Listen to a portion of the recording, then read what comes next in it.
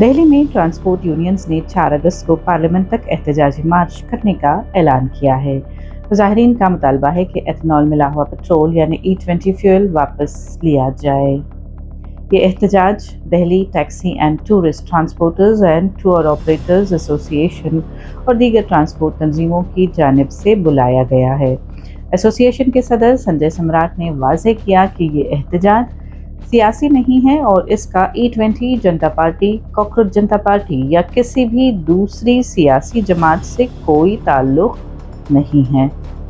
Transport تنظیموں کا کہنا ہے کہ وہ حکومت کے اس فیصلے کی مخالفت کرتی ہیں جس کے تحت E20 پٹرول کو صارفین کے لیے واحد ایندھن بنانے کی کوشش کی جا رہی ہے۔ آل انڈیا موٹر ٹرانسپورٹ کانگریس کے قومی صدر ہریش سبھروال نے کہا کہ عوام کو یہ آزادی ہونی چاہیے کہ وہ عام پٹرول یا E20 پٹرول میں سے اپنی مرضی کا ایندھن منتخب کر سکے۔ دوسری جانب all India motor and goods transport association کے صدر راجندر کپور نے دعویٰ کیا کہ E20 فیول گاڑیوں کو نقصان پہنچا رہا ہے۔ انہوں نے حکومت سے مطالبہ کیا کہ E20 کو لازمی بنانے کے بجائے اختیاری رکھا جائے۔ E20 فیول پالیسی گزشتہ چند ماہ سے تنازع کا موضوع بنی ہوئی ہے۔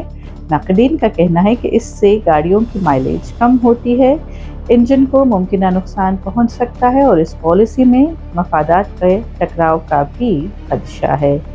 تاہم مرکزی حکومت کا موقف ہے کہ E20 فیول گاڑیوں کے لیے محفوظ ہے۔ حکومت کا یہ بھی کہنا ہے کہ ایتھنول ملاوٹ پروگرام سے کسانوں کو فائدہ پہنچے گا اور ملک کی فوسل فیول پر انحصار بھی کم ہوگا۔